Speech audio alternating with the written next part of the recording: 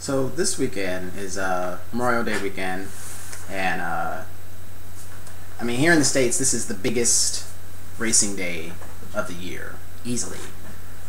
We've got the Grand Prix of Monaco. I live in Chicago, so that's the Central Time Zone. So the race will be about 7 o'clock a.m. You've got the Indy 500. It's, I don't know what time to check the green flag is, but it's 11, midday-ish, 11, 12, something like that. Then you got the NASCAR race tonight, and that's in prime time, 6-ish, something like that. It's not really well, it's more of a evening race. They moved it up so that guys weren't trying to leave the Indy 500 and go and race NASCAR anymore. But whatever. 3 major series all running on the same day. But not just that. It's that 2 of these races are arguably the crown jewel of the series. Grand Prix of Monaco is probably the most well-known of the Grand Prix.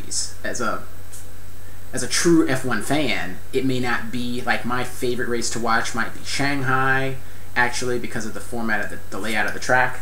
Other guys really like Imola. It depends, right? But by far, Monaco is one of the more well-known races amongst people that are either, occasional fans or not even big fans. It's just well-known. Same thing with the Indy 500.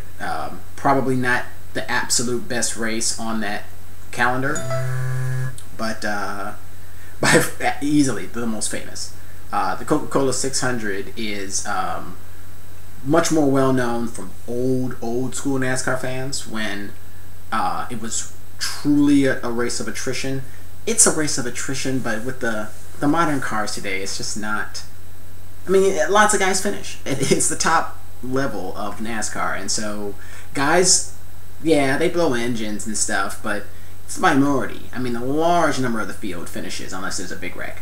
So what makes the Coca-Cola 600 so important to me is that it's raced at Charlotte, and that's like it's the headquarters for motorsports in the U.S. currently. And I mean, we're going to see something happen with this track in Austin, which hopefully I could, get some more information about and maybe write or do a video about it later.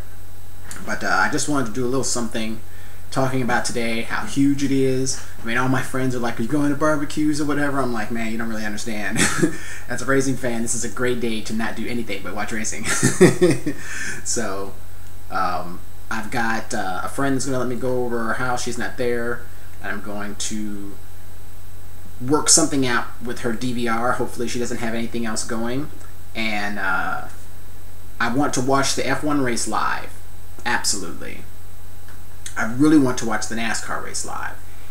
If I had to, I could watch the Indy 500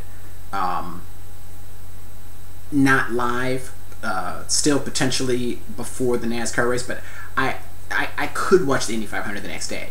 I guess if I had to rank the series personally, IndyCar would probably be third. It's probably NASCAR, F1, IndyCar, and that's just because of availability.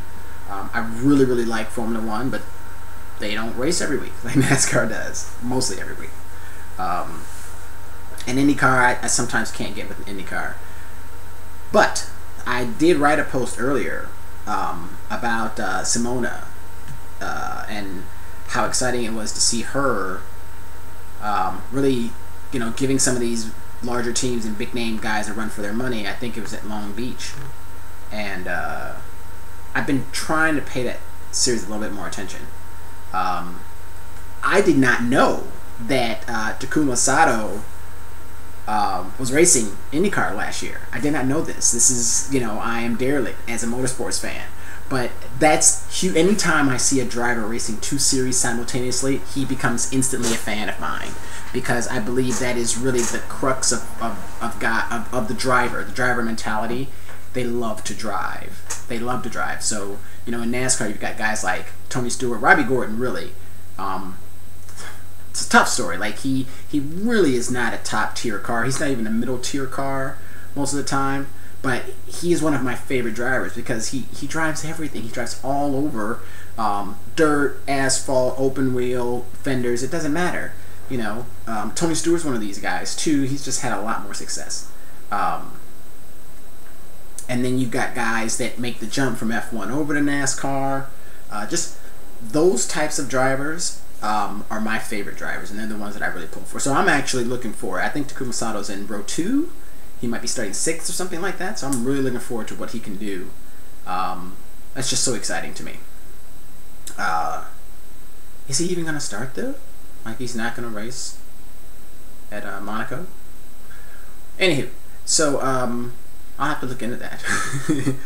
But, so yeah, the IndyCar race is not quite my favorite, but it's a spectacle, and it's more of an endurance race. I've noticed, you know, they've got like what they can do to the fuel mixture, and it seems like the middle of the race is all strategy, and then, you know, late in the race you see people turning it up and really going for it. So I'm just really excited. Hopefully I get to watch all 3 of them in their entirety. Some years I don't get a chance to watch all of them. One of them winds up hanging over till the next day. Obviously Monday is a holiday. I don't have to work, so I'm looking forward to that. But just wanted to put something out there. I'm gonna do a little bit more, I guess, research, just because this has been a tough year for me to watch racing. It's been a lot of changes in my life, and sometimes it's harder to keep up with some of the stuff that's happening. I mean, I watch a lot of NASCAR, and I'm really sad that Casey hasn't been able to get a win for Red Bull. I really like Red Bull racing. Not so much that when I watch a race I want the Red Bull driver to win, but I love the fact that this is a sponsor that is the race team. It's not like most others where there's the race team and there's a sponsor. The sponsor is the race team, and they have an entry in anything that goes fast. If you have 2 people going fast and one of them and they want to see who wins, Red Bull's probably a part of that, and that's just amazing, you know, that their dedication to racing. So I love that, and the fact that they are such a contender. You know, the Red Bull and the Toro Rosso cars were back markers a couple years ago in F1.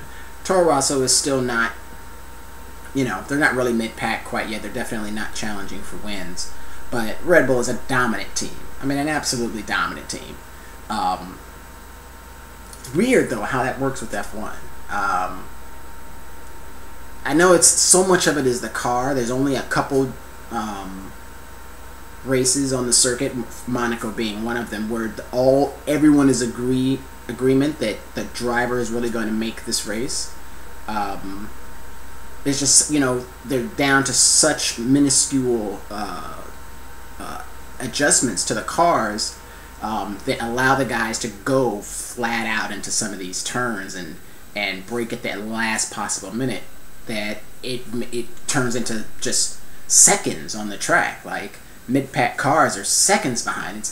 It's not unusual to see the lead car get out to a 5-second lead in 5 laps. I mean, that's just, I mean, you see that in NASCAR sometimes, but not much, not in that length of time. Usually takes a guy 20 laps or so because he's only making up time a few tenths at a time.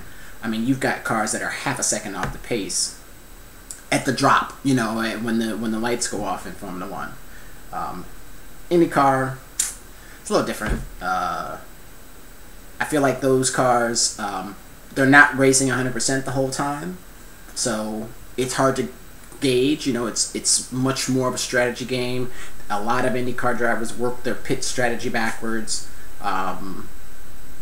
because that's what matters. You know, you don't have to be fast in the beginning. You need to make sure that when it's time to go, you've had your last stop, and basically everyone in front of you is either going to have to pit or is slower than you. And so it makes for exciting finishes most of the time. I will say that. It makes it tough to watch the race from beginning to end, in my opinion. But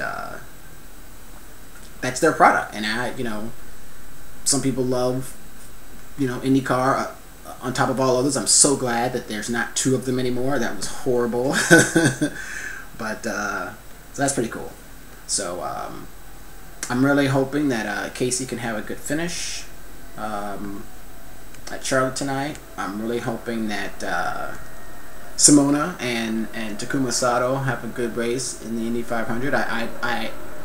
I'd like to see a name that, it's one of these things. So a lot of guys come in, and this is one of the few races that they race. They spend all year tuning the car just for Indianapolis, and they get blistering qualifying times, and they're in the first couple rows. Sometimes these guys don't last because they don't prepare the car for the whole season. They're guessing a little bit at how to make the car fast to qualify and reliable for the whole race. Drivable for the whole race is another thing. I mean, I've seen in-car cameras of Danica, who I have a lot of respect for as a driver. I think that she needs to mellow out maybe in the way that she tries to communicate what the car needs, because she never has a good car.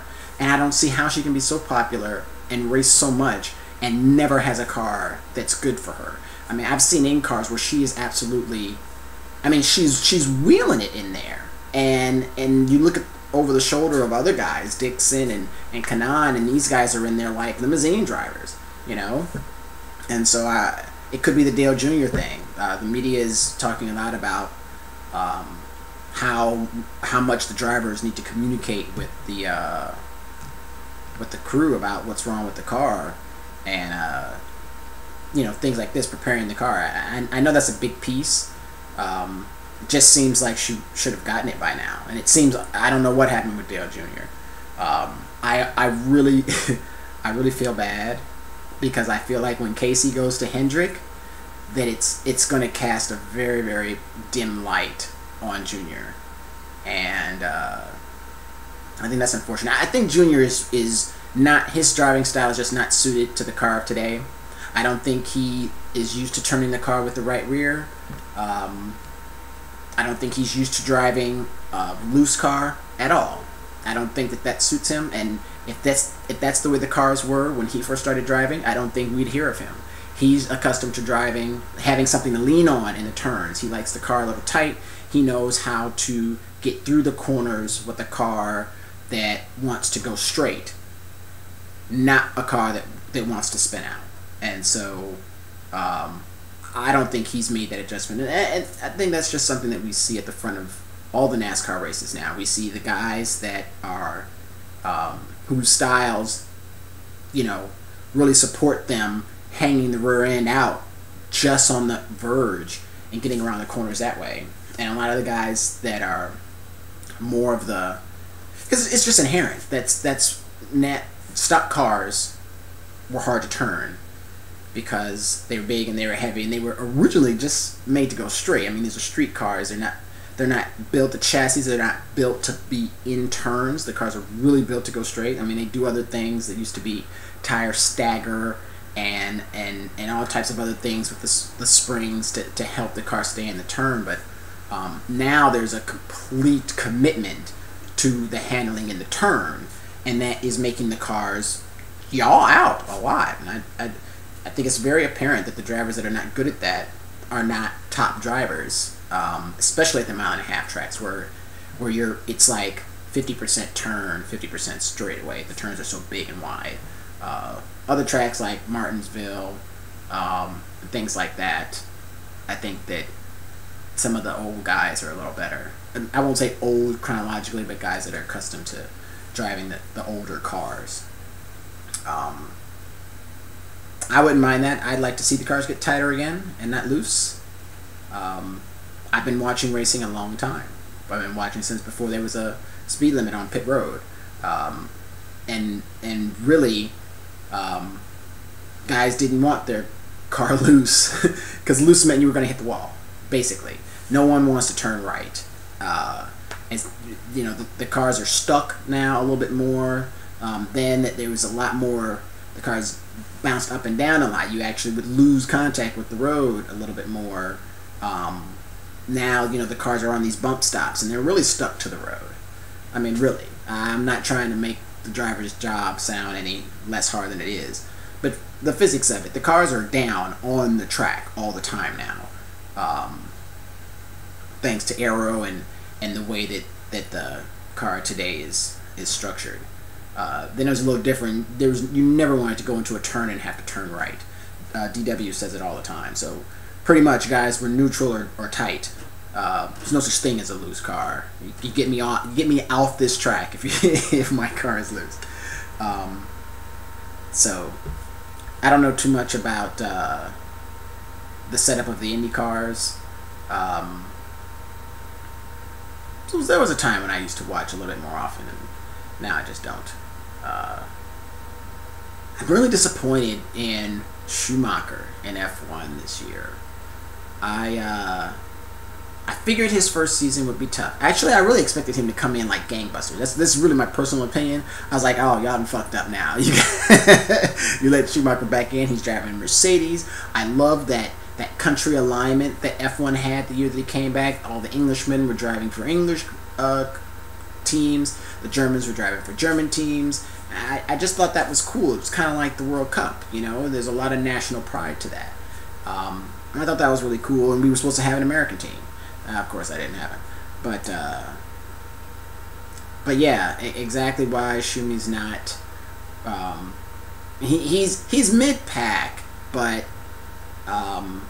it'd be nice to see him start to get up into the points week in and week out.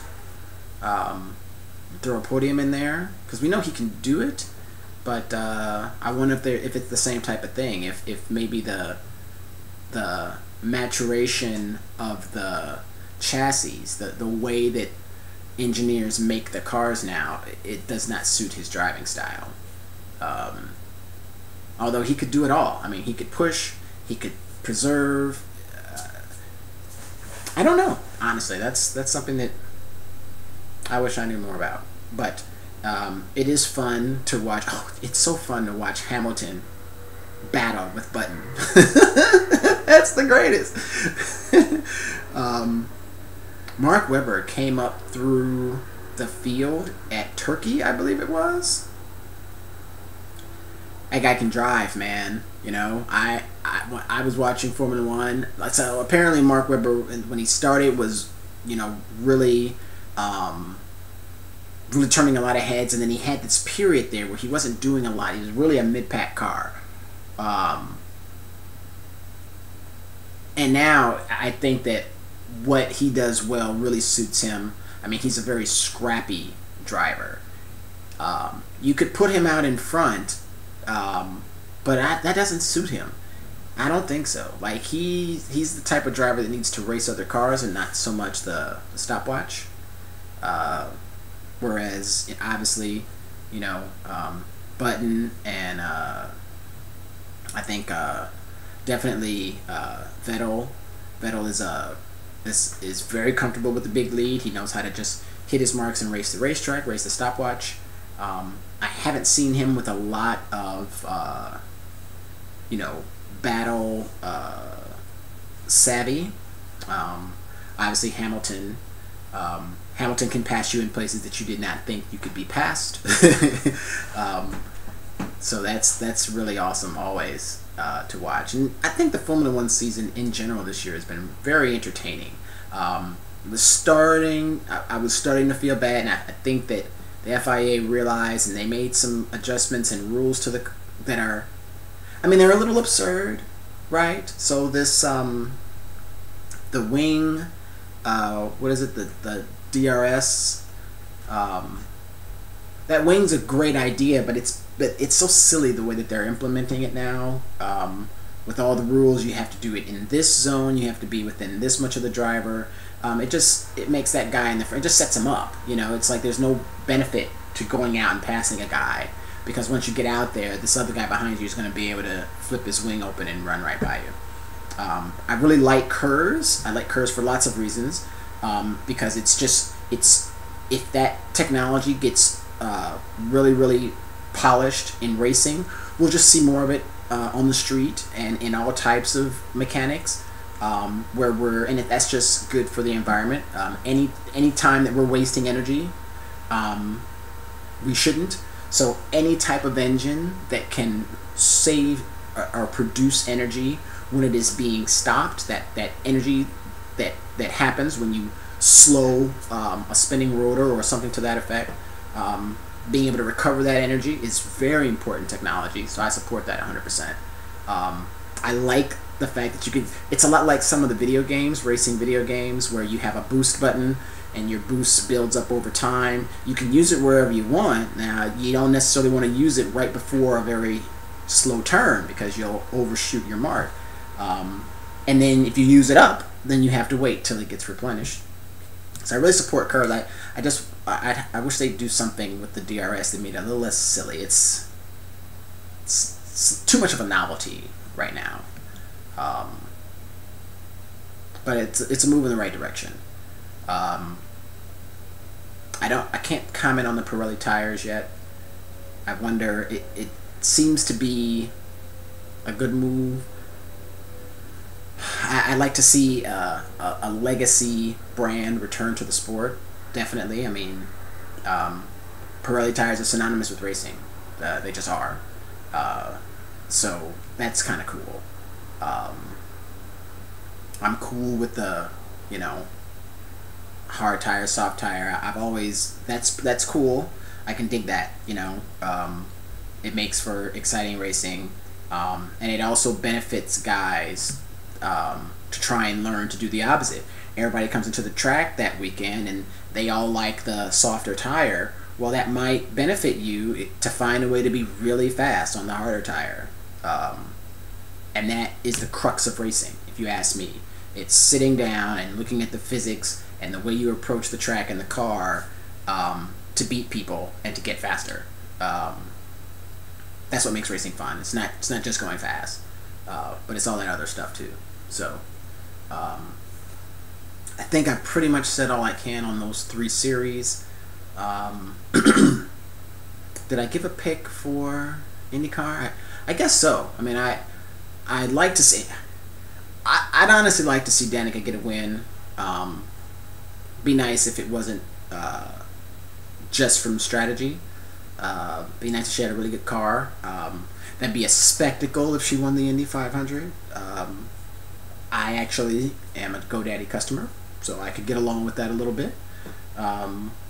Like to see Casey win at Charlotte, and I'm a Ferrari fan. Actually, I haven't mentioned this. I'm actually a Ferrari fan, so I'd love to see Massa get a win at Monte Carlo, at Monaco. I'm sorry.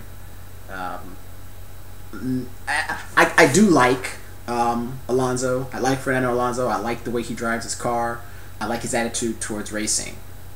He is smart, but he's no nonsense. He doesn't, those cars don't have fenders, but he's got a lot of attachments, as one of the commentators would say. He is not going to be bullied in that car, and he believes that he is a certain caliber of driver, and if you don't treat him that way, then he will let you know it. And I like that about him. That's really cool. So I dig his style. I felt threatened at first when he came to Ferrari because I was like, he's coming in above Massa. It'd be nice to see Massa be the #1 driver for a change. Of course, Massa had his accident, and I don't even know if he's fully recovered from that mentally. When you get hurt like that and it's not your fault at all, God, that's got to be hard to get over.